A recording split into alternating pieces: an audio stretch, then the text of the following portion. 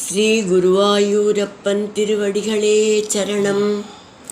இந்த தசகத்தோட 5வது ஸ்லோகத்தை நாம் இன்னைக்கு பார்க்குறோம்.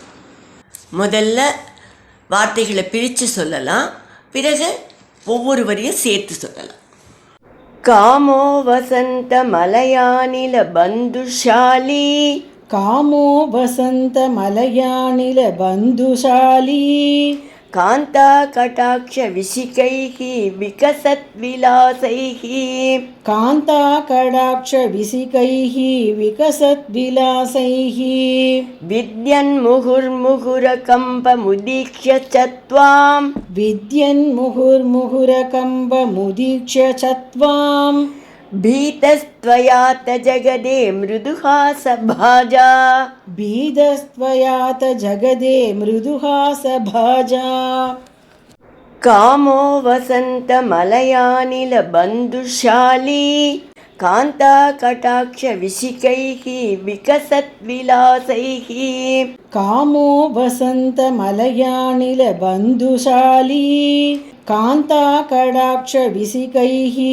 விகசத் விலாசைஹி, வித்யன் முகுர்முகுர கம்ப முதீக்ஷ்ய சத்வாம், பீதஸ்த்வயாத ஜகதே மிருதுஹாச பாஜா, வித்யன் முகுர்முகுர கம்ப முதீக்ஷ்ய சத்வாம், பீதஸ்த்வயாத ஜகதே மிருதுஹாச பாஜா. இப்போ நாம் இந்த ஸ்லோகத்தோட வார்த்தைகளை பிரித்து அர்த்தங்களை பார்க்கலாம். காமக மன்மதன் வசந்த காலத்தையும், மலைய அனில மலைய மாருதத்தையும், பந்துசாலி இந்த ரெண்டையும் உதவியாளர்களாக வச்சுருந்தானாம்.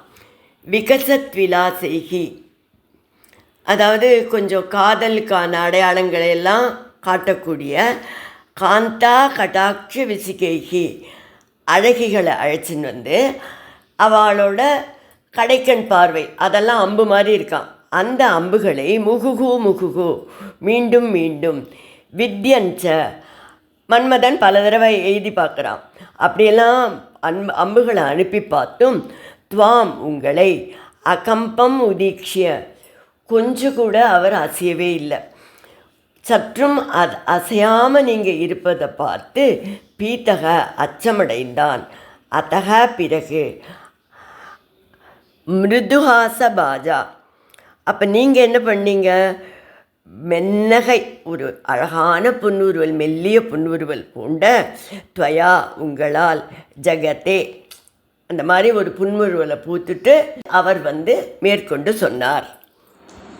இப்போது இந்த ஸ்லோகத்தை முழுவதுமாக பாராயணம் பண்ணி இதோட முழு அர்த்தத்தையும் பார்க்கலாம். காமோ வசந்த மலையானில பந்துஷாலி, காந்தா கடாட்ச விசிகைஹி விகசத் விலாசைஹி, வித்யன் முகுர்முகுர கம்ப முதீக்ஷ்ய சத்வாம், பீதஸ்த்வயாத ஜகதே மிருதுஹாச பாஜா. பதரிகாசிரமத்தில் தவத்தில் ஈடுபட்டிருந்த நரநாராயணர்கள் மேலே பொறாம கொண்டு இந்திரன் மன்மதனையும் தேவமாதர்களையும் அனுப்பி வச்சான். மன்மதன் தன்னோட வசந்த ருத்து மலையமாருதம் என்கிற உறவினர்களோடு, அதாவது தவத்தை கலைப்பதற்கு ஏற்ற காலம், ஏற்ற இனிமையான சூழ்நிலை, வசந்த காலம், ரொம்ப அப்படியே நல்ல அந்த காடு பூராவும் பூக்களும் இதுவுமா அப்படியே ரொம்ப இனிமையாக ஆகிடுத்து, தென்றல் வீசுறது. அதோடு இல்லை, தேவ பெண்மணிகளை வேறு அழைச்சின்னு வந்திருக்கான். அதனால் தேவ பெண்மணிகள்லாம் ரொம்ப அழகாக அப்படியே அவர்களோட கண்கள்லேருந்து அவள் வீசுகிற பார்வையே அப்படியே ஒரு அம்பு போல் இருக்கான். அப்புறம் அவள் நடனம் பண்ணுறா இல்லையா, அந்த நடனம் பண்ணுற அந்த அசைவுகள்லாம் அதெல்லாம் அம்புகளாக இருக்கான். இப்படிப்பட்ட அம்புகளெல்லாம் நரநாராயணர்கள் மேலே வீசியும் அவர்கள் இருவரும் சிறிதும் அசைந்து கொடுக்கவில்லை. கொஞ்சம் கூட அவள்கிட்ட சலனமே ஏற்படலை.